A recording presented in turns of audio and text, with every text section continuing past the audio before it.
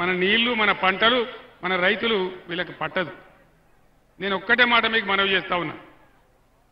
కేంద్రంలో బీజేపీ 400 సీట్లు 370 సీట్లు గోవిందా ఏం వస్తలేవు. 200 కూడా దాటే పరిస్థితి లేదనేది మొత్తం యావత్ ప్రపంచం కోడై కూస్తా ఉన్నది. నేను మీకు ఒక మంచి మాట చెప్తా ఉన్నా. ఈసారి రాష్ట్రంలో ఇప్పుడు నేను ఎక్కడికి పోయినా ఇవాళ 6వ రోజు ఎక్కడికి పోయినా ఇదే పద్ధతిలో ప్రజలు బ్రహ్మరథం పడతా ఉన్నారు. దాదాపు 12 పార్లమెంట్ సీట్లు మనం గెలవబోతా ఉన్నాం.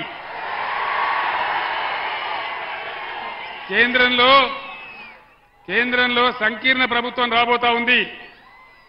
అప్పుడు ఏం జరుగుతుంది? మీరు నామాగారిని ఎంపీకి గెలిపిస్తే ఆ సంకీర్ణ ప్రభుత్వంలో నామాగారు కేంద్ర మంత్రి అవుతాడని మనం చేస్తా ఉన్నాం. అంత పెద్ద లాభం మనకు జరుగుతుంది.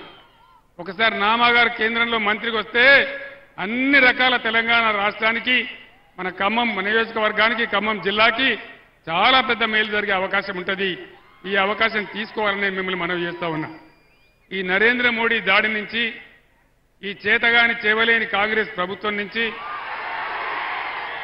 మన గోదావరి రక్షించుకోవాలన్నా, కృష్ణా రక్షించుకోవాలన్నా, మన నిధులు మనం తెచ్చుకోవాలన్నా, మన హామీలు తెచ్చుకోవాలన్నా, మన హక్కులు సాధించుకోవాలన్నా ఖచ్చితంగా ఇలా బీఆర్ఎస్ అయితేనే పేగులు దిగేదాకా కొట్లాడుతుంది.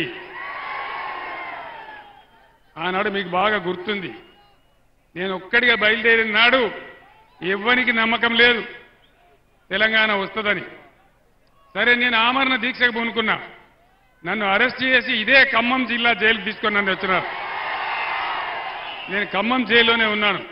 ఆనాడు ఇక్కడ ఖమ్మం జిల్లా బిడ్డలు, న్యూ డెమోక్రసీ పార్టీ కావచ్చు, ఇతరులు కావచ్చు, కమ్యూనిస్టు విద్యార్థి బృందాలు కావచ్చు, తెలంగాణ వాదులు కావచ్చు, బ్రహ్మాండంగా నాకు బ్రహ్మరథం పట్టి ఆశీర్వదించి నాకు మద్దతు కూడా తెలిపినారు. ఆ సంఘటన నేను మర్చిపోలేనని చెప్పి నేను మనవి చేస్తా ఉన్నా. చివరికి తెలంగాణ వచ్చింది. 10 ఏళ్లలో ఒక పూల పొదరిల్లులాగా ఒకటి స్టెప్ బై స్టెప్ బ్రహ్మాండంగా కులము మతము జాతి ప్రసక్తి లేకుండా అన్ని వర్గాల ప్రజలను కడుపులో పెట్టుకొని సాదుకున్నాం. పేద సాధలను ఆదుకున్నాం. రైతాంగాన్ని కాపాడుకున్నాం. రైతాంగానికి సమయానికి పెట్టుబడి అందించినాం. వాళ్ళకు రైతు బీమా కల్పించినాం. 24 గంటలు రెప్పపాటు పోయినటువంటి కరెంటు సదుపాయం కల్పించినాం. అది మీ అందరికీ తెలుసు. రైతుల పంటలు బ్రహ్మాండంగా కాలాల నుంచి కొన్నాం.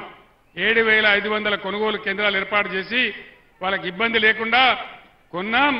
కొనడమే కాకుండా డబ్బులు బ్యాంకులో వేసినాం, మధ్య దళారీ లేకుండా. అది మీ అందరికీ తెలుసు.